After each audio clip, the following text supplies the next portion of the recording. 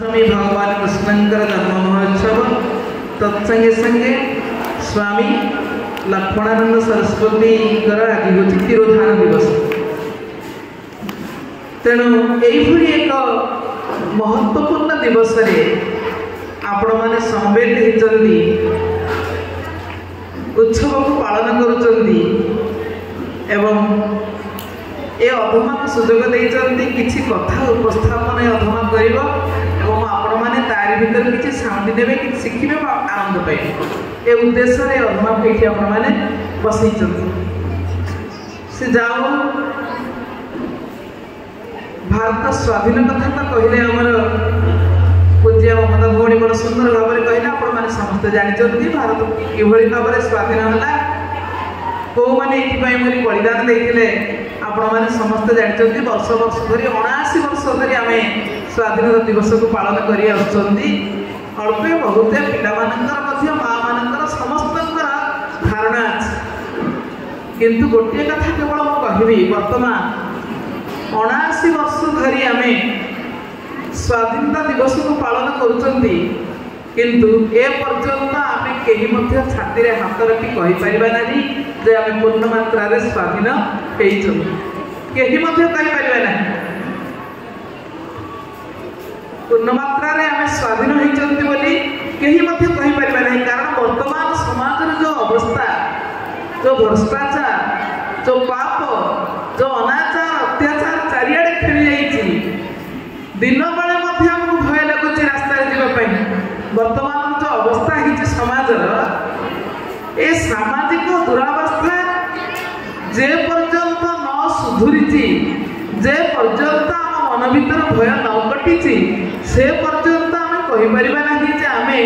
स्वाधीन होती तेणु आम समस्त को खाली पताका फरफर कर उड़े त्रिरंगी पताका को उड़े भारत माता जय त्रिरंगी पताका की जय बोली कहीदे एति करदे आम दायित्व सरीगला नहीं आमको समाज में किसी गोटे परिवर्तन आने पड़े समाज एक सुस्थ वातावरण सृष्टि करने निमंते सुधार निमंते समाज को आम हाथ में ही दायित्व अच्छी आम प्रत्येक निजक व्यक्तिगत भाव में प्रस्तुत करवा पड़ो निजक सुधार पड़ो निजर आचरण को निजर व्यवहार को निजर कथबार्ता को आम निजक निजे सुधारे जड़े जन को व्यक्तिगत भाव में सुधारी ने आस्ते आस्ते जमी ममता माँ कहते गोटे परिवार सजाड़ी हेले जमी समाजटा सजाड़ी हो जाए सेमती आम निजे जड़े जड़े सजाड़ी हो गले सी जो सामूहिक स्तर को चलीज जातीय स्तर को चलीज जातीय स्तर में ये देशर अवस्था निश्चित भाव में सुधुरी तेणु आमको समस्त को वर्तमान ठार आमको प्रिपेयर होगा पड़ो प्रस्तुत होगा पड़ो एवं आ गोटे कथा भगवान कृष्णंकर कथा परवर्ती पर्यायर आलोचना करी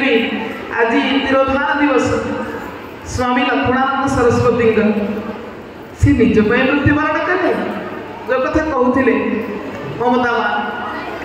ये समाजर हित उद्देश्य समाजर सेवा करने जाई निजर जीवन देदे रामचरित मानसर गोटे चौपाई परहित लागी ताजाई जदेही परहित लागी ताजाई जदेही संतत संथा प्रशंसहिते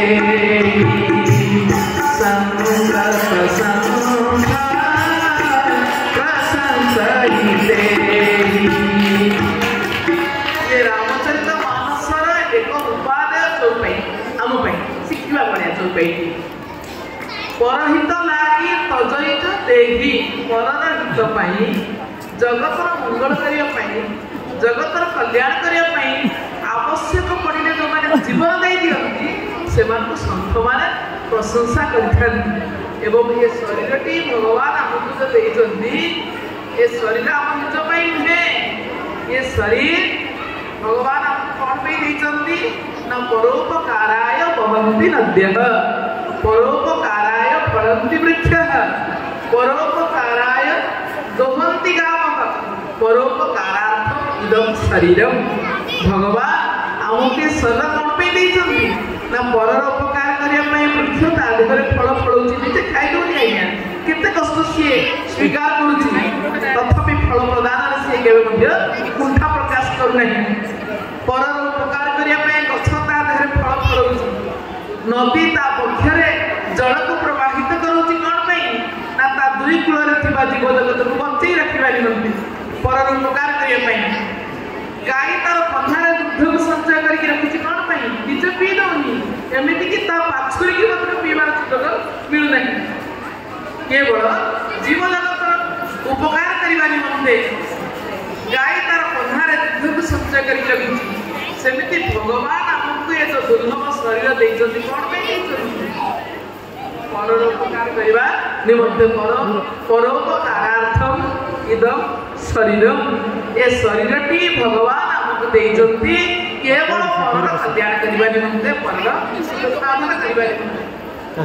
ए तत्वटी को ए महान कथाटी को मर्मे उपलब्धि करथिले कि परम पूज्य स्वामी लक्ष्मणानंद सरस्वती तेणु ताकर देह प्रति लोभ नथिला कारण देहटा नष्टशील देह पंचभूतर शरीर दिने पंचभूतर तीन मुख्य जानी आज कहले काजे हम मृत्युवरण करबा मृत्यु सुनिश्चित गीतार द्वितीय अध्याय 11 श्लोक आपण माने भगवान कृष्ण अर्जुन को कहले हे अर्जुन असत्यानंद सोतस्तन प्रज्ञावादश्च भासते कथासुन कथासुत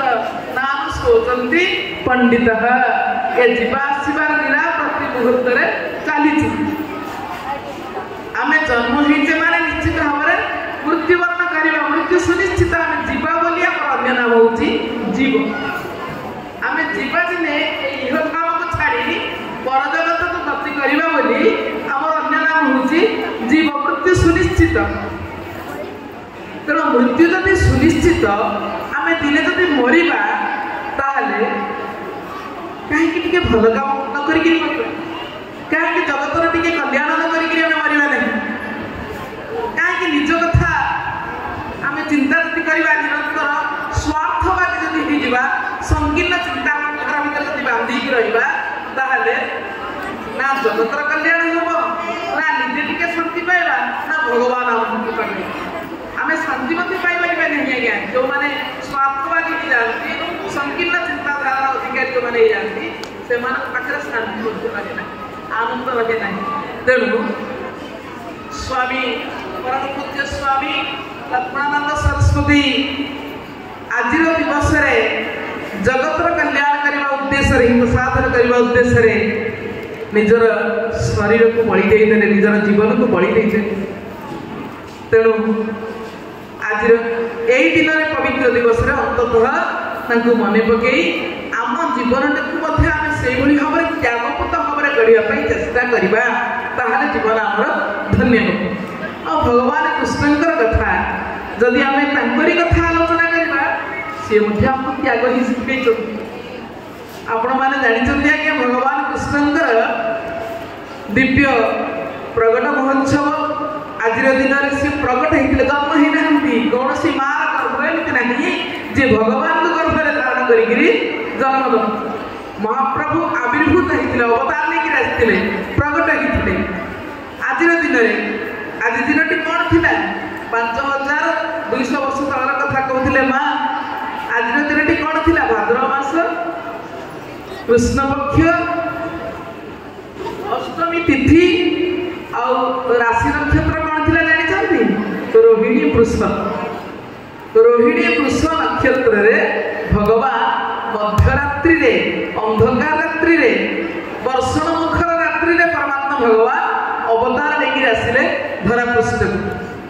कौन पे आसिले कंसंकर कथा कहते आपण मैंने जदि रीति जुगर जड़े कविंकर कथा दीनकृष्ण दासंकर कविता आपण मैंने जानते आज्ञा श्रीकृष्ण जन्म नहीं बड़ सुंदर भाव में से वर्णना कर कृष्णकर जन्म महोत्सव को कर अनुप्रास कर आहे साधु जन माने मन एक कर्ण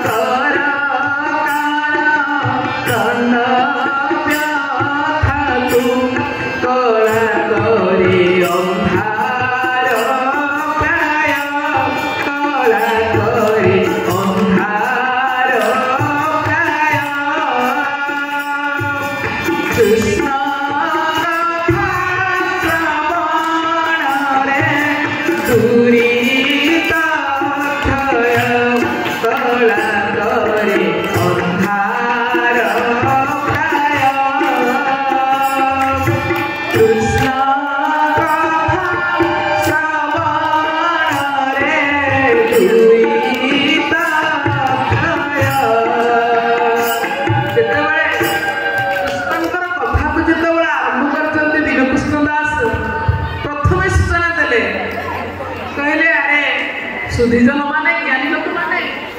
श्रद्धारे तमे भगवान कृष्णकर कथा खाली सुन आ सुनिले कोन हो जाई जल्दी दूरी तक ले पाप के खाली सुनी देले पाप के भगवान कृष्णकर कथा को जो माने श्रद्धारे सुनती ताकर पाप के हुए आ तीनोटी ताप मध्य विनाश हो जाए तीनोटी ताप आपण माने जानि श्रीमद् भागवत वर्णना अछि श्रवण मात्रे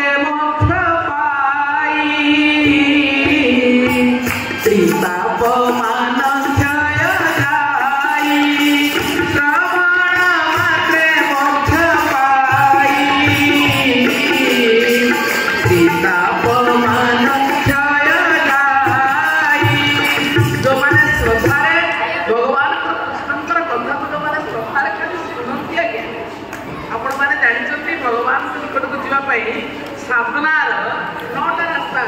भक्तिर 9टा रास्ता नवदा मुक्ति बोली कुआ जाए एक नंबर कौन रहिला श्रवणम कीर्तनम विष्णु अर्चनम पाद सेवनम स्मरणम वंदनम सख्य आत्मनिवेदन नहीं 9टा भक्ति भीतर एक नंबर भक्ति होची कौन श्रवण भक्ति खाली जो माने श्रद्धारे प्रेम रे भाव रे खाली जो माने सुनंती आज्ञा ए संसार सागर को से माने पारी ही जान कारण ये कृष्ण कथा भगवान करे अमृतमय कथा और गाथा भगवान कृष्ण की आकर्षयती कृष्ण जी समस्त को आकर्षण करि पारंती से होचंती कृष्ण से भगवान कृष्णकर अमृतमय कथा को ए प्रेम रस को जो माने निरंतर श्रद्धार सहित पान करती उत्तप्त हृदय प्राण की आपे आपे शीतल दिखे नहीं अभिराम परमहंसकर भजन आपण माने जानते आज्ञा श्याम रस बड़ा ठंडा रे मानस श्याम रस बड़ा ठंडा श्याम रस बड़ा ठंडा रे मानस श्याम रस बड़ा ठंडा पीवा कुठिले संसार चंदार रे पीवा कुठिले संसार बासना रे चंचल चंचल छिंदा रे मानस चंचल चंचल छिंदा श्याम प्रेम बड़ा ठंडा रे मानस श्याम प्रेम बड़ा ठंडा उत्तप्त प्राण को श्याम रस कृष्ण रस प्रेम रस शीतलता प्रदान कर नहीं तेणु आम प्रत्येक उपलब्धि करवा उचित प्रथम आम भगवान दिव्य लीलाकथा प्रथम आम जाना दरकार भगवान आमको एक देवत्व प्रदान आम जदि भाविबा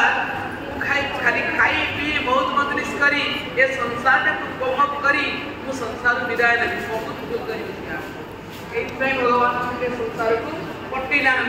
केते जन्म पर आम दुख संसार मिलते 84 लाख ଲକ୍ଷ ଧ୍ୱନିକୁ ପରିଭ୍ରମଣ କଲା ପରେ 8,4,84,000 ଜ୍ୱନି ଭ୍ରମତ ଇହ ଜୀବ ଅବିନାଶୀ। ଏ ଅବିନାଶୀ ଅଜର ଅମର ଆତ୍ମା 84 ଲକ୍ଷ ଧ୍ୱନି ଶ୍ଵେତଜ ଅଣ୍ଡଜ ଜରାୟୁଜ ଏବଂ ଉଦ୍ଭିଦଜ 4 ପ୍ରକାର 84 ଲକ୍ଷ ଧ୍ୱନିକୁ ଅତିକ୍ରମ କଲା ପରେ ପୁନରପିଜନନୀ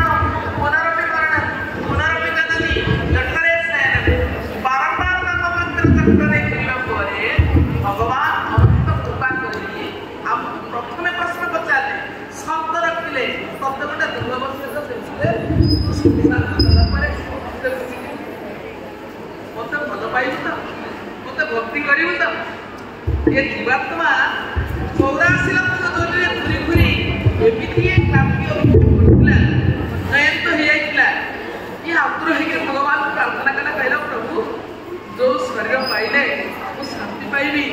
ମୋର ନିଜ ଘରକୁ ମୁଁ ଫେରି ପାରିବି। କାରଣ ଆମେ ବର୍ତ୍ତମାନ ଯୋଉ ଘର ଗୁଡ଼ିକ ସବୁ ବନେଇକି ରହିଛନ୍ତି ଏ ଘର ଗୁଡ଼ାକ ସବୁ ଆମ ନିଜ ଘର ଭଡ଼ାଟିଆ ପାଇଁ ଅଭିନୟ କରିବା ପାଇଁ ଆସିଛନ୍ତି। ଆମ ଘରଟା କୋଉଟା ଜାଣିଛନ୍ତି? ଯଦ୍ଗତ୍ୱାନ ନିବର୍ତ୍ତନ୍ତେ ତଦ୍ଧାମ ପରମୋହ। ଯୋଉଠିକି ଗଲେ ଆମର ଆଉ ପୁନରାବର୍ତ୍ତନ ହବ ନାହିଁ, ସେଇ ଘରଟା ହଉଛି ଆମର ପ୍ରକୃତ ଘର, ନିଜ ଘର। ତେଣୁ ସେଇ ଘରକୁ ଆମକୁ ଫେରିକିରି ଯିବାକୁ ପଡ଼ିବ। ଏବେ ନହେଲେ ମଧ୍ୟ ପରବର୍ତ୍ତୀ ଜନ୍ମରେ ତା ପରବର୍ତ୍ତୀ ଜନ୍ମରେ ମଧ୍ୟ ଆମକୁ ଫେରିକିରି ଯିବାକୁ ପଡ଼ିବ। ତେଣୁ ଭଗବାନ କହିଲେ, ଆରେ ମୁଁ ତତେ ଗୋଟେ ଦୁର୍ଲଭ ଶରୀର ଦେବି, ସେଇ ଶରୀରକୁ ପ୍ରାପ୍ତ ହେଇ ତୁ ସାଧନା କରିବୁ, ମତେ ଭଲ ପାଇବୁ, ମତେ ଭକ୍ତି କରିବୁ, ଯାହା କରିବୁ, ଯାହା ଚିନ୍ତା କରିବୁ। ଗୀତାର ଭଗବାନ କହିଛନ୍ତି, ଯତ୍ କରୋଷି ଯତ୍ ସ୍ନାସି ଯତ୍ ଧୃବୋଷି ଯତ୍ ଦଦାସି ଯତ୍ ପଶ୍ୟସି କୌନ୍ତେୟ ତତ୍ କୁରୁଷ୍ବ ମଦର୍ପଣମ୍। ଯାହା କରିବୁ, ଯାହା ଦେଖିବୁ, ଯାହା ଆରାଧନା କରିବୁ, ଯାହା ଭୋଜନ ରୂପରେ ଗ୍ରହଣ କରିବୁ, ସବୁ କିଛି ମତେ ସମର୍ପଣ କରିବୁ। ମଜ୍ଜିତା ମଦ୍ଗତ ପ୍ରାଣ, ମୋ ପ୍ରେମରେ ତୁ ମତିକି ରହିବୁ, ମତେ ଭଲ ପାଇଲେ ତୁ ମତେ ସ୍ୱର୍ଗରେ ପାଇବୁ। ତେଣୁ ମୁଁ ତତେ ଗୋଟେ ଦୁର୍ଲଭ ଶରୀର ଦେବି। ଭଗବାନ ସର୍ତ୍ତ ରଖିଲେ, ଜୀବାତ୍ମା କହିଲେ, ପ୍ରଭୁ ଆପଣ ମତେ ଦୟାକରି ସେଇ ଶରୀରଟି ଦିଅନ୍ତୁ। ମହାପ୍ରଭୁ କୃପା କରି ଆମକୁ ଦେବଦୁର୍ଲଭ ମନୁଷ୍ୟ ଶରୀର ପ୍ରଦାନ କଲେ। କାହିଁକି ଏ ଶରୀରଟିକୁ ଦେବଦୁର୍ଲଭ ବୋଲି କୁହାଗଲା? ନା ଏ ଶରୀର ଭଳିଆ ଆଉ କାହାର ଜଗତରେ ଏମିତିକା ଶରୀର ନାହିଁ। ଆମକୁ ମନୁଷ୍ୟ ବୋଲି କୁହାଗଲା କଣ ପାଇଁ? ନା ଆମ ପାଖରେ ଗୋଟେ ସ୍ୱତନ୍ତ୍ର ମୂଲ୍ୟବାନ ଜିନିଷ ଅଛି, ସେ ହେଉଛି ମନ। ମନ ଏବ ମନୁଷ୍ୟାଣ କାରଣ ବନ୍ଧ ମୋକ୍ଷୟ। ଆମେ ବନ୍ଧନରେ ନ ପଡ଼ି ମୋକ୍ଷ ଆଡ଼କୁ ଯାଇପାରିବା ବୋଲି ବିଚାର କରି ଭଗବାନ ବିଚାର କଲା ଭଳିଆ ଗୋଟିଏ ମୂଲ୍ୟବାନ ଜିନିଷ ଆମକୁ ଦେଇଛନ୍ତି, ସେ ହେଉଛି ମନ। ଭଗବାନ ଆମକୁ ମନ ଦେଲେ, ଅହେତୁକ କୃପା କରି ଭଗବାନ ଆମକୁ ସଂସାରକୁ ପଠେଇଲେ। ମା ଗର୍ଭରେ ଯେତେବେଳେ ଆମେ ମନୁଷ୍ୟ ଶିଶୁ ରୂପରେ ଯେତେବେଳେ ଆମେ ଆଶ୍ରୟ ନେଲେ ମାତୃ ଗର୍ଭରେ, ଆପଣମାନେ ଜାଣିଛନ୍ତି ଆଜ୍ଞା କେତେ ଦିନ ଆମେ ରହିଲେ ମା ପେଟରେ? 10 ମାସ 10 ମାସ ନାଇଁ, ଲେଖାରେ 300 ଦିନରେ ଭାଇ ମନ ଗୋଟେ ବଦଳ ନାଇଁ, 300 ଦିନ ଆମେ ମାତୃଗର୍ଭରେ ରହିଲେ। କେତେ ଯେ ଯନ୍ତ୍ରଣା ଭୋଗ କରିଛନ୍ତି ମା ପେଟରେ। ମା ପେଟରେ ରହିବାଟା କଣ ସୁଖମୟ କଥା? କପିଳ ଭଗବାନ ଦେବହୂତିଙ୍କୁ ଶ୍ରୀମଦ୍ ଭାଗବତରେ ସୁନ୍ଦର ଭାବରେ ବର୍ଣ୍ଣନା କରିକି ଶୁଣେଇଛନ୍ତି ଆଜ୍ଞା ଗର୍ଭ ଯନ୍ତ୍ରଣାଟା କଣ। ମା ପେଟ ଭିତରେ ଯେତେବେଳେ ସନ୍ତାନଟିଏ ଆଶ୍ରୟ ନିଏ, ଜରାୟୁ ଭିତରେ, ମଳମୂତ୍ର ଭିତରେ ସେ ନଟପଟ ହେଇକି ଥାଏ ଏବଂ ଭଗବାନ ନିରନ୍ତର ପ୍ରାର୍ଥନା କରୁଥାଏ, ହେ ପ୍ରଭୁ ମତେ ଅନ୍ଧକାର ଗର୍ଭର ଭିତରୁ ସୁନ୍ଦର ମୁକ୍ତି ଦିଅନ୍ତୁ। ଆଉ ତାର ଯୋଉ କଷ୍ଟ କହିଲେ ନ ସରେ, ମା ସେ କଥା କିନ୍ତୁ ଜାଣିପାରେ ନାହିଁ। ମଳମୂତ୍ର ଭିତରେ କୁର୍ମୀ କୀଟମାନେ ବାସ କରିଥାନ୍ତି। ସନ୍ତାନର କୋମଳ ଶରୀରର ରକ୍ତକୁ ସେମାନେ କାଟି କାଟିକି ପାନ କରୁଥାନ୍ତି। ପିଲାଟି କେତେ କଷ୍ଟ ହଉଥିବ ଟିକେ ଚିନ୍ତା କରନ୍ତୁ। ପିଲାର କ୍ଷତାକ୍ତ ଶରୀର ମଳମୂତ୍ର ଭିତରେ ସେ ଲଟପଟ ହେଇକି ରହିଥାଏ। ମା ଏ କଥା ଜାଣିପାରେ ନାହିଁ। ମା କଣ କରେ ନା ତାର ଜିହ୍ବାର ଚରିତାର୍ଥ କରିବା ପାଇଁ କେତେବେଳେ ଉଷ୍ଣ, କେତେବେଳେ ଥଣ୍ଡା, କେତେବେଳେ ଲୁଣିଆ, କେତେବେଳେ ରାଗ, କେତେବେଳେ ପିତା, କେତେବେଳେ କଷା ଖାଦ୍ୟ ସିଏ ଖାଇଥାଏ। ଶ୍ରୀମଦ୍ ଭାଗବତ କହୁଛନ୍ତି, ଆଜ୍ଞା ମୁଁ ମନରୁ କହୁନି, ଉଷ୍ଣ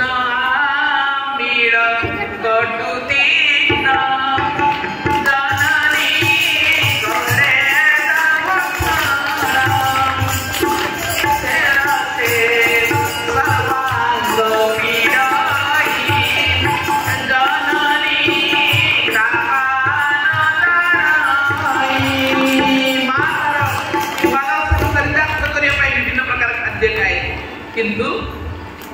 पिला देखते कष्ट होची से कथा मां जानि पारे नहीं से कष्ट रे छटपट हे भगवान पुण्य प्रार्थना करे संतान प्रभु मते दुनिया रा आलोक देखा मते बाहर को दियंतु मु आपनकर शरणापन्न हेबे आपनकर गुणगान करबे आपनकर प्रेम रे मजे जिबे भगवान कर पुण्य प्रश्न पचारंती अरे मते भूली जिबुनी त मते भूली जिबुनी त बारंबार प्रश्न मते भगवान हमकु ए दुर्दशा रे देइछथि किंतु बाहर को आसवा परे तीनोटी प्रश्न पचारला संतान कांदी कांदी मुआ मुआ क्रंदन करिके से जन्म होवा मात्र के तीनोटी प्रश्न पचारला को हम तू तो हायामी किंग करिष्यामी मु किए कोठ आसी कोठी के आसी आ कोन करिवा पई आसी कोए भाई भाई आइयो कम के मु किए पर स्वरूप कोन मोर परिचय कोन किंतु या उत्तर न खोजी से माया द्वारा एमिति आच्छादित नहीं गला ताको संसार लगिला मिछ फल लगिला सत्य ठार निज से दूरेला नहीं सत्य होचंती परब्रह्म भगवान तांको ठार निज दूरेला ए जीव छडला मिथ्याटा को जाबडी कि फलला जहा देखुची ताहा मिछ जहा देखि पर निश्चय होचंती सत्य से सत्य को भूली गला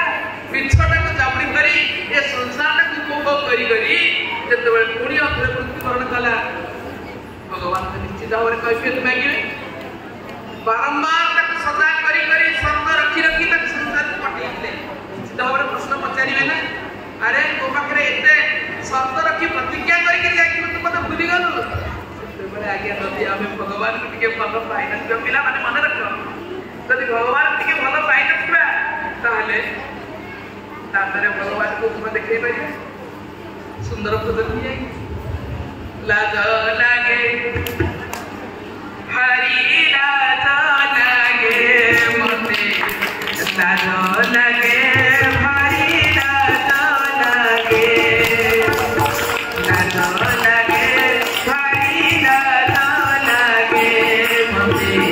लाज लागे हरी लाज लागे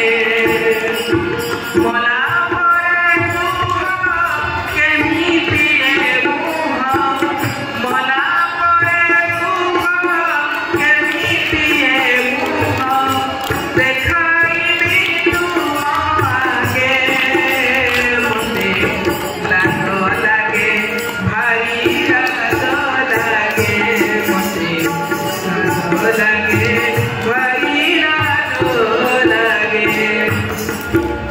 मेरी मलकारी जन्म देथिल कलंक होई बोली जहा कहिथिली करिबी बोली मु सब तपासोरी देरी तुमे देखिबा अमृत कुधुली तुमे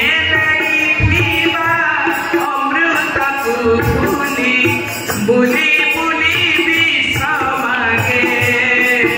मते लाज लागे भारी लाज लागे मते लाज लागे भारी लाज लागे महाप्रभु बारंबार धर्म आसी काहे हमें भूली जीवा अनुभव करि परिबा नाही जानि परिबा नाही बोली भगवान निर्गुण निराकार जिले परमात्मा भगवान सर्वव्यापक निरंतर निर्गुण निराकार अरूप अनेक अव्यक्त परमात्मा भगवान हेले मध्य महाप्रभु बारंबार एथरा पुस्तक अवतार निकले आछंती और लीला करिछंती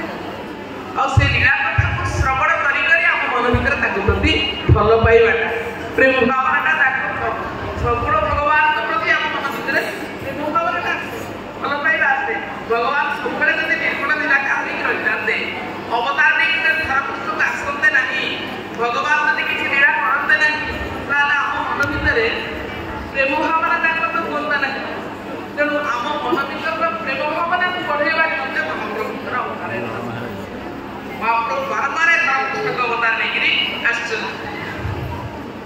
जो कथा कहले माँ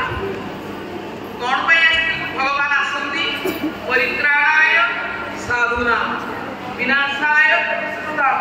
धर्म संस्थापनार्थाय संभवामि जुगे जुगे धर्म संस्थापना करने निमंते अधर्मर विनाश करने पापर विनाश करने महाप्रभु बारंबार धर्मपुस्तक अवतार नहीं रामावतार नहीं कृष्णावतार नहीं ए दुईटी हूँ मुख्य लीलावतार यही लीलावतार आम अनेक कथा शिखार सुजोग पाई एवं विशेषकर राम अवतार महाप्रभु जो जो लीलार अवतारण करते राम कथा श्रवणीय करणीय पालनीय कृष्ण कथा श्रवणीय कीर्तनीय वंदनीय भगवान कृष्ण कथा को आम कीर्तन करवा वंदन करवा जदि पालन करवा अड़ुआ भगवान कृष्ण कथा आम जीवन में पालन करवा आम अड़ुआ पड़जा कि भगवान राम सीधा रास्तार जाइए मर्यादा पुरुषोत्तम टिके पाद एपट सेपटे बंगा लगे ना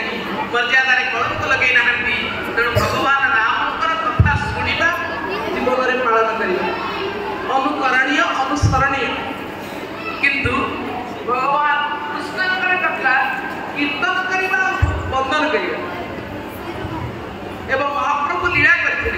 भगवान जहाँ करती कहुए लीला आम जहाँ करूँ कहुए क्रिया आम क्रिया अनेक दोष त्रुटि अच्छी किंतु भगवान लीला दोष ना त्रुटि ना तेणु भगवान चोरी करते दही माखन लवणी इत्यादि चोरी करते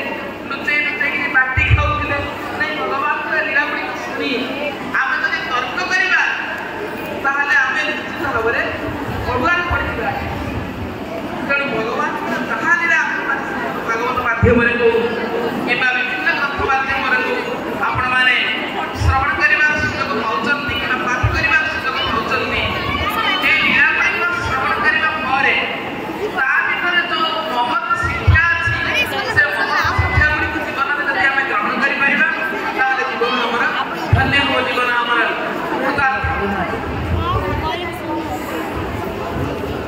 माँ मैंने लीला रक्षा करवा कहीं मुझे बेस समय नहीं पारि मोर आउ गोटे कार्यक्रम अच्छी मोर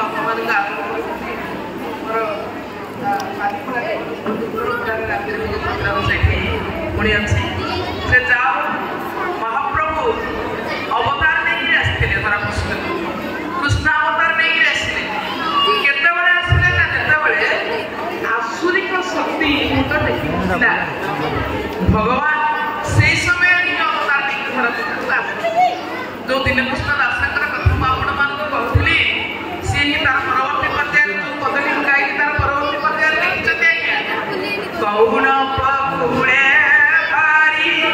कोई धरणी सुंदरी बिखर होई आगे कहिला वंश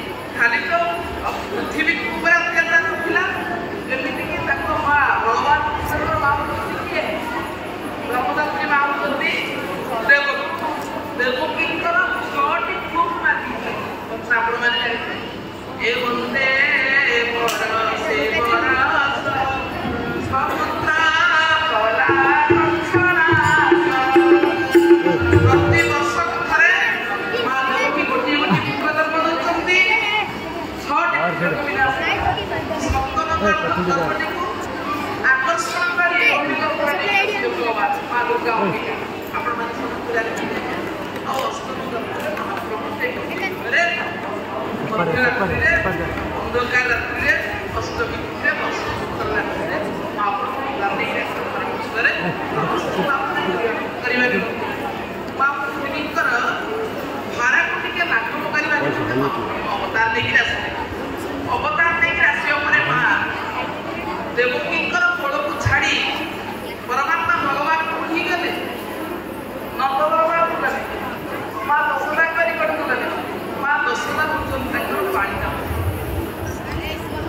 तो कथा कोकिले पा नहीं मां दशरथा लालन पालन कला एई परि भाବରେ स्नेह देकी पालन कले मां भगवान कृष्ण मां दशरथा स्नेह रे की बांधी की रहे छोटी कहले भगवान माने निश्चित पूरा बोलिथिबो भगवान संपर्क कहिले तो परि जनानी का तो परि जनानी का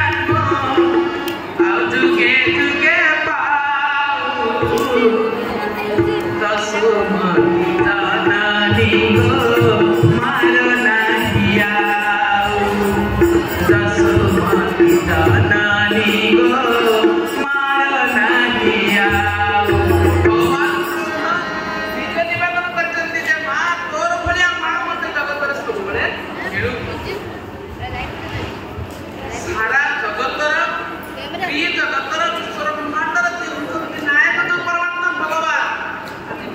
कारण आपण जाणते की आज आपण माने जो सभ्यते जो भगवान कृष्णकर जन्मवृत्तांत लीलावृत्तांत से माहिती अधिक धरिकापणी चोरी करी खाइते वृंदावन रे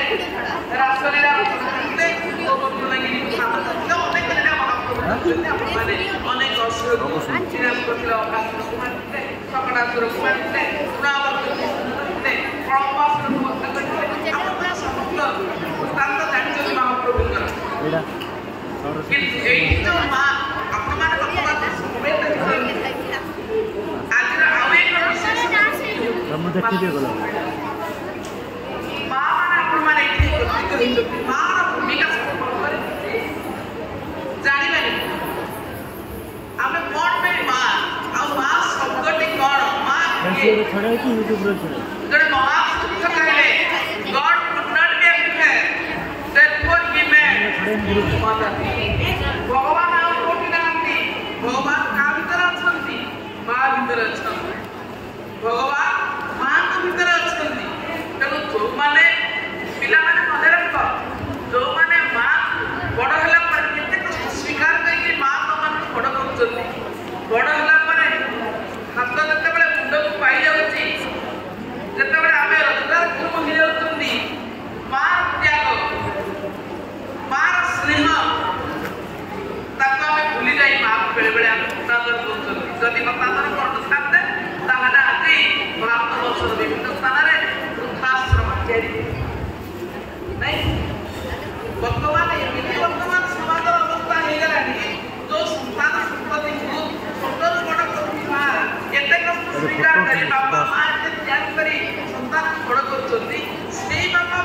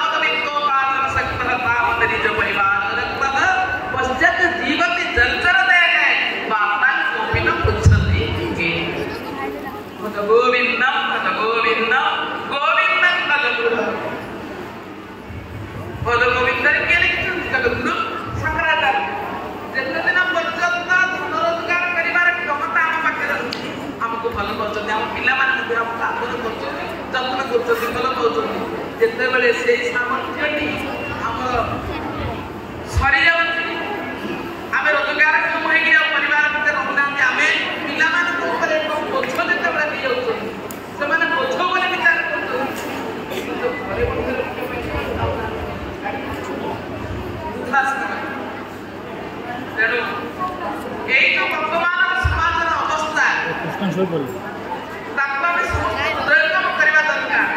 ମା କିଏ, ବାପା କିଏ, ଆପଣମାନେ ସମସ୍ତେ ଜାଣିଛନ୍ତି ଆଜ୍ଞା। ପିତା ସ୍ୱର୍ଗ, ପିତା ଧର୍ମ, ପିତା ସର୍ବତପ, ପିତରି ଇତିମା ପତ୍ତେ ପ୍ରିୟତେ ସର୍ବଦେବତା। ପିତା ହଉଛନ୍ତି ଧର୍ମ, ପିତା ହଉଛନ୍ତି ସ୍ୱର୍ଗ, ପିତା ସବୁ ସ୍ୱର୍ଗ ପର୍ଯ୍ୟନ୍ତ ହେଇଗଲା ପିତା। କିନ୍ତୁ ମା ତାଠୁ ଅଧିକା ହେଇଗଲା ଜନନୀ ଜନ୍ମଭୂମି ସ୍ୱର୍ଗାଧିକାରୀ ଆସି ସ୍ୱର୍ଗଠାରୁ ଅଧିକ କିଏ ନା ମା। ମା ଶବ୍ଦର ତୁଳନା ନାହିଁ, ମା ଶବ୍ଦର ତୁଳନା ନାହିଁ, ମା ସହିତ କେହି ତୁଳନୀୟ ନେଇପାରିବେ ନାହିଁ। ତେଣୁ ଆଜିର ଏଇ ଯୋଉ ପରିବେଶରେ ମା ଅନୁଭବ କରିବା ଦରକାର ଯେ ମୋର କର୍ତ୍ତବ୍ୟ କଣ, ତେଣୁ ସନ୍ତାନ ପାଇଁ ମୋର କର୍ତ୍ତବ୍ୟ କଣ। ମା ଅନୁଭବ କରିବା ଦରକାର, ସନ୍ତାନ ଅନୁଭବ କରିବା ଦରକାର ମୋର ମଧ୍ୟ ବାପା ମାଙ୍କର କଣ କର୍ତ୍ତବ୍ୟ ଅଛି। ପ୍ରତ୍ୟେକ ନିଜ ନିଜର କର୍ତ୍ତବ୍ୟକୁ ଦାୟିତ୍ୱକୁ ଯଦି ଉପଲବ୍ଧି କରି ଠିକ ଭାବରେ ସମ୍ପାଦନ କରିବେ ତାହେଲେ ନିଶ୍ଚିତ ଭାବରେ ସମାଜର ଅବସ୍ଥା ସୁଧୁରିବ। ଆଜ୍ଞା ନିଶ୍ଚିତ ଭାବରେ ସମାଜର ଅବସ୍ଥା ସୁଧୁରିବ। ଆମେ ପ୍ରତ୍ୟେକ ମା ଜାଣିବା ଦରକାର ମୋର ଦାୟିତ୍ୱ କଣ। ଖାଲି ସନ୍ତାନକୁ ଖାଇବାକୁ ପିଇବାକୁ ଦେଇ ଯେତେବେଳେ ସେ ଯାହା କାଟୁଛି ତାହା ଦେଇଦେଲେ ଖାଲି ଆମର ବାପା ମା ଦାୟିତ୍ୱ ସରିଗଲା ନାହିଁ। ଆମକୁ ଜାଣିବା ଦରକାର ମୋ ପିଲା ପାଠ ପଢିକିରି ଗୋଟେ କମ୍ପିଟିସନର ଦୌଡ଼ କମ୍ପିଟିସନ ପଛରେ ଗୋଡ଼େଇ ଗୋଡ଼େଇ କେବଳ ପରସେଣ୍ଟେଜ ବଢ଼ିବା ଇଏ ମଧ୍ୟ ବାପା ମାଙ୍କର ଉଦ୍ଦେଶ୍ୟ ନ ରଖୁ। ପ୍ରତ୍ୟେକ ପିତାମାତା ଚାହାନ୍ତୁ ମୋ ପିଲା ଭଲ ପରସେଣ୍ଟେଜ ରଖୁ, ଭଲ ନମ୍ବର ରଖି ପାସ୍ କରୁ, ଭଲ ଚାକିରି ଖଣ୍ଡ ମଧ୍ୟ ପାଉ, କିନ୍ତୁ ତା ସଙ୍ଗେ ସଙ୍ଗେ ମଣିଷଟିଏ ପ୍ରତ୍ୟେକ ପିତାମାତା ଏଇ କଥାକୁ ଉପଲବ୍ଧି କରିବା ଦରକାର। କାରଣ ବର୍ତ୍ତମାନ ସମାଜରେ ବହୁ ମଣିଷର ଅଭାବ ହେଇଯାଇଛି। ଗୋଟେ ଗାଈକି କିଏ କହୁନି ତୁ ଗୋଟେ ଭଲ ଗାଈବ, ଗୋଟେ ବିଲେଇକି କିଏ କହୁନି ତୁ ଗୋଟେ ଭଲ ବିଲେଇବ, ଗୋଟେ ବାଘକୁ କିଏ କହୁନି ତୁ ଗୋଟେ ଭଲ ବାଘ ହୁଅ, ଗୋଟେ କୁକୁରକୁ କିଏ କହୁଛି ତୁ ଗୋଟେ ଭଲ କୁକୁର ହୁଅ, କିଏ କହୁଛି। କିନ୍ତୁ କେବଳ ଆମକୁ ହିଁ କୁହାଯାଉଛି ଆରେ ଗୋଟେ ଭଲ ମଣିଷ ହେଇଯାରେ, ଗୋଟେ ଭଲ ମଣିଷ ହେଇଯାରେ କଣ ପାଇଁ ନା ଆମ ଭିତରେ ଭଲ ମଣିଷ ପଣିଆର ଅଭାବ ହେଇଯାଇଛି। ତେଣୁ ଭଲ ମଣିଷଟିଏ କିଏ ତିଆରି କରିପାରିବ, କାହା ହାତରେ ଦାୟିତ୍ୱ ଅଛି? ଏ ଦାୟିତ୍ୱ କେବଳ ଅଛି ମା। ପ୍ରତ୍ୟେକ ମା ମାନେ ଉପଲବ୍ଧି କରିବା ଦରକାର। ଗୁଜୁରାଟୀ ରାମାୟଣରେ ରାମାୟଣକାର କହିଲେ ଗୋଟେ ସୁନ୍ଦର କଥା କହିଲେ ମା ଯଦି ସନ୍ତାନକୁ ଜନ୍ମ ଦେବୁ ତାହେଲେ ଏଇ ଭଳିଆ ସନ୍ତାନ ଜନ୍ମ ଦେ। କୋଉ ଭଳିଆ ସନ୍ତାନ ନା ଜନନୀ ଜନମୁତ ଭକ୍ତ ଜନ କ୍ୟା ଦାତା କ୍ୟା ସୁର नहीं तो रह जाओ बाछड़ी। ए मा जदि जन्म दबु तार गोटे भक्त सन्तान जन्म दे, दासिया गौरी भक्त सालवेल बंधु बाहुती को बलिया भक्त सन्तान जन्म दे। जदि भक्त सन्तान जन्म न दे पारछु ताहले क्या दाता दानी सन्तान के जन्म दे। कारण देबारे जो आनंद नबारे से आनंद नाही, किंतु हम उल्टे दूचोती we are receiving to hero but giving to zero. ଆମେ ଦେଲା ବେଳକୁ ହିରୋ କିନ୍ତୁ ଦେଲା ବେଳକୁ ଆମେ ହିରୋ ବନି ଯାଉଛନ୍ତି। କିନ୍ତୁ ତ୍ୟାଗରେ ଦବାରେ ଯୋଉ ଆନନ୍ଦ ଅଛି ସେ ଆନନ୍ଦ ଆଉ କୋଉଠି ନାହିଁ ଆଜ୍ଞା। ତେଣୁ ଦାନି ସନ୍ତାନ ଦେଇ ଜନ୍ମ ଦିଅନ୍ତୁ। ଯଦି ଦାନି ସନ୍ତାନ ଜନ୍ମ ନ ଦେଇ ପାରୁଛନ୍ତି ତାହେଲେ ସୁର ବୀର ଦେଶପ୍ରେମୀ ସନ୍ତାନଟି ଜନ୍ମ ଦେଇ ନିଜର ମାତୃତ୍ୱକୁ କୃତ୍ୟ କରନ୍ତୁ। ଯଦି ଏଇଭଳିଆ ଯଦି ସନ୍ତାନ ଜନ୍ମ ନ ଦେଇ ପାରୁଛନ୍ତି ବରଂ ବନ୍ଧିଆ ହେଇକି ରହିଯାଆନ୍ତୁ, କିନ୍ତୁ କୁପୁତ୍ର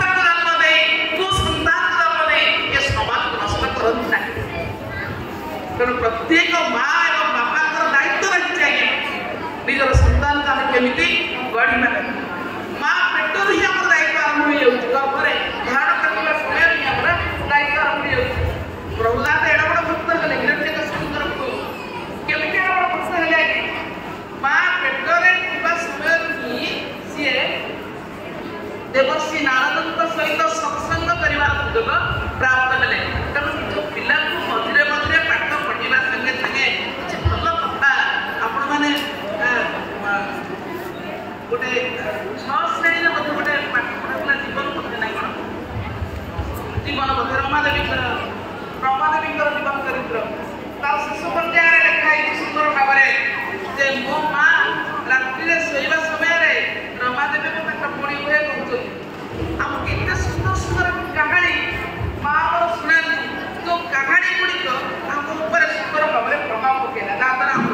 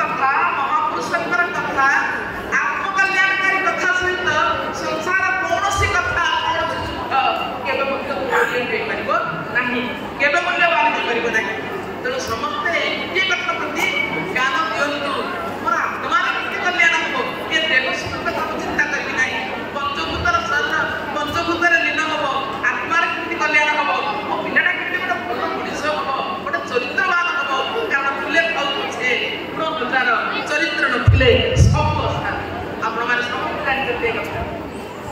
ଯଦି ଆମେ କ୍ୟାରେକ୍ଟରଲେସ୍ ହେଇଗଲେ ଚରିତ୍ରହୀନ ହେଇଗଲେ କେତେ ଗୁଣ ଥାଉ କେତେ ସମ୍ପତ୍ତିରେ ଆମେ ମାଲିକ ହେଇଥାଉ କିଛି ଲାଭ ନାହିଁ ତେଣୁ ଆମେ କେମିତି ଗୋଟେ ଭଲ ମଣିଷ ହବା ଆଜିର ଏଇ ଯୋଉ ପବିତ୍ର ଜନ୍ମାଷ୍ଟମୀ ପର୍ଯ୍ୟାୟରେ ଭଗବାନ କୃଷ୍ଣଙ୍କର ଦିବ୍ୟ ଜନ୍ମ ମହୋତ୍ସବ ପର୍ଯ୍ୟାୟରେ ଆମେ ଅନ୍ତତଃ ଏତିକି ଆମେ ଅନୁଭବ କରିବା ସମସ୍ତେ ଆମେ ସଂକଳ୍ପବଦ୍ଧ ହବା ଯେ ମୁଁ ଯୋଉ ସଂସାର ସନ୍ତତିକୁ ଜଗତକୁ ଆଣିଛି ତାକୁ କେମିତି ଏ ସମାଜକୁ ସୁଧାରିଲା ଭଳିଆ ଗୋଟିଏ ଭଲ ମଣିଷ ସମାଜକୁ ପ୍ରଦାନ କରିବି ଯାହାଦ୍ୱାରା ମୋର ମାତୃତ୍ୱ କୃତକୃତ୍ୟ ହବ ମୋର ମାତୃତ୍ୱ ସାର୍ଥକ ହବ ମୁଁ ଗୋଟେ ଭଲ ମା ହେଇପାରିବି ଆପଣମାନେ ଜାଣିଛନ୍ତି ବିବେକାନନ୍ଦ ମତେ ଗୋଟେ ଭଲ ମା ଦିଅ ଗୋଟେ ଭଲ ସମାଜ ଦେଇଦେବି ଦେଶ ଦେଇଦେବି ଅର୍ଥାତ୍ ଏ ଦେଶକୁ ସୁଧାରିବାର ଦାୟିତ୍ୱ କାହାର ଅଛି କେବଳ ଗୋଟିଏ ମା ତେଣୁ ଆମେ ଭଲ ମାଟି କେମିତି ହବା କେମିତି ଆମେ ସମାଜକୁ ସୁଧାରିବା ଆମେ ପ୍ରତ୍ୟେକ ଉପଲବ୍ଧି କରିବା ଦରକାର ସମୟ ତ ବହୁତ ଅତିକ୍ରାନ୍ତ ହେଇଗଲାଣି ସମୟ ଅନ୍ୟାନ୍ୟ କାର୍ଯ୍ୟକ୍ରମ ନଥିଲେ ଆଉ କିଛି ସମୟ ଆପଣମାନଙ୍କ ନିକଟରେ ସମୟ ନେଇଥାନ୍ତି ସେ ଯାଉ ଆଜିର ଅନ୍ତତଃ ଏଇ ଯୋଉ ଦିବ୍ୟ କାର୍ଯ୍ୟକ୍ରମ ଭିତରେ ଆମେ ଅନ୍ତତଃ ଭଗବାନଙ୍କ ନିକଟରେ ନିଜର ପ୍ରେମ ଭାବନାକୁ ଦିନକୁ ଦିନ ବଢ଼େଇବା ଆଉ ଗୋଟିଏ ଜିନିଷ ଚିତ୍ତ ଶୁଦ୍ଧି ମନ ପବିତ୍ର କେବଳ ଭଗବତ ଆରାଧନା ଆଉ କୌଣସି ନେଇପାରିବ ନାହିଁ ଆପଣ ଦେଖନ୍ତୁ କେବଳ ଭଗବତ ଆରାଧନା ଦ୍ୱାରା କେତେ ସୁନ୍ଦର ଭାବରେ କୃଷ୍ଣାୟ ବାସୁଦେବାୟ ଗାଉଥିଲେ ହରେ ପରମାତ୍ମନେ ପ୍ರಣତ କେଶନାଥାୟ ଗୋବିନ୍ଦାୟ ନମୋ ନମଃ ସମସ୍ତ ପ୍ରକାର କ୍ଲେଶରୁ ଭଗବାନ କୃଷ୍ଣ ଆମକୁ ରକ୍ଷା କରିବେ ଯନ୍ତ୍ରଣାରେ ଆମକୁ ରକ୍ଷା କରିବେ କେତେ ସୁନ୍ଦର ଶ୍ଲୋକ କୃଷ୍ଣ କୃଷ୍ଣ ମହାଯୋଗୀ ଭକ୍ତାନାଂ ଅଭୟଙ୍କର ଗୋବିନ୍ଦ ପରମାନନ୍ଦ ସର୍ବଂ ମେ ମସ୍ୟ ମାନୟ କେତେ ସୁନ୍ଦର ଭଗବାନ ଶ୍ଲୋକ এই ଶ୍ଲୋକ ଗୁଡ଼ିକ ପିଲାମାନଙ୍କୁ ମୁଖସ୍ଥ କରାନ୍ତୁ ପିଲାମାନଙ୍କୁ ଭଗବତ ଅନୁଗାମୀ କରାନ୍ତୁ ଭଗବତ ପ୍ରେମୀ କରାନ୍ତୁ ବିଭିନ୍ନ ସମୟରେ ସାଧୁସନ୍ଥମାନଙ୍କ ସହିତ ନେଇକି ମିଶାନ୍ତୁ ସତ୍ସଙ୍ଗ ସେମାନଙ୍କୁ ଦିଅନ୍ତୁ ସତ୍ସଙ୍ଗ ଦିଅନ୍ତୁ ଭଲ ମଣିଷଟିଏ କରିକି କରିବା ପାଇଁ ମା ମାନେ ଯତ୍ନଶୀଳ ହୁଅନ୍ତୁ ଆପଣମାନଙ୍କର ଏଇ କ୍ଷୁଦ୍ର ପ୍ରଚେଷ୍ଟା ସମୟ ଆସିବ ଯେବେ ସମାଜକୁ ସୁଧାରି ଦେବ ସମାଜରେ ଏକ ବିରାଟ ପରିବର୍ତ୍ତନ ଆସିବ ବର୍ତ୍ତମାନ ନାରୀ ଉପରେ ଯେଉଁ ଅତ୍ୟାଚାର ସମାଜରେ ଯେଉଁ ଲୁଣ୍ଠନ ସମାଜରେ ଯେଉଁ ପାପ ଯେଉଁ ଭ୍ରଷ୍ଟାଚାର ବର୍ତ୍ତମାନ ଘଡ଼ିସନ୍ଧି ମୁହୂର୍ତ୍ତରେ ଆମେ ପହଞ୍ଚୁଛନ୍ତି ଟିକେ ଶାନ୍ତି ନାହିଁ ଆପଣ ଟିଭି ପରଦା ଖୋଲନ୍ତୁ ଏଇ ସମ୍ବାଦ ପତ୍ରପତ୍ରିକା ଦେଖନ୍ତୁ ଏଇ ସମ୍ବାଦ ନ୍ୟୁଜ୍ କହିଲେ ଆଉ କିଛି ନାହିଁ ନ୍ୟୁଜ୍ କହିଲେ ଦର୍ଶନ ନ୍ୟୁଜ୍ କହିଲେ ଲୁଣ୍ଠନ ନ୍ୟୁଜ୍ କହିଲେ ସମ୍ବାଦ ଟିକେ ଆମ କାନରେ ପଡ଼ୁନି ବର୍ତ୍ତମାନର ସମାଜକୁ ଯେଉଁ କଳୁଷିତ ଅବସ୍ଥାକୁ ଚାଲିଯାଉଛି ଏଇ କଳୁଷିତ ଅବସ୍ଥାକୁ ସୁଧାରିବା ପାଇଁ ବିଶେଷ କରି ବର୍ତ୍ତମାନର ଆଗାମୀ ପିଢ଼ି ଯେଉଁ ଆଗାମୀ ଭବିଷ୍ୟତ ଆମର ପିଲାମାନେ ଆଜିର ଶିଶୁକାଳୀନ ନାଗରିକ ଏମାନେ ଆମ ହାତରେ ଅଛନ୍ତି ଆମେ ମା ମାନେ ବାପାମାନେ କିଭଳି ଭାବରେ ଏମାନଙ୍କୁ ଆମେ ଗଢ଼ି ତୋଳିବା ସେ ଦାୟିତ୍ୱ ଆମ ହାତରେ ଅଛି ଆଉ ବିଶେଷ କରି ଆମେ ବଡ଼ ଭାଗ୍ୟବାନ ଯୋଉ କଥା କହୁଥିଲେ ଆମେ ସବୁଠାରୁ ଲେଖା ହେଇଛି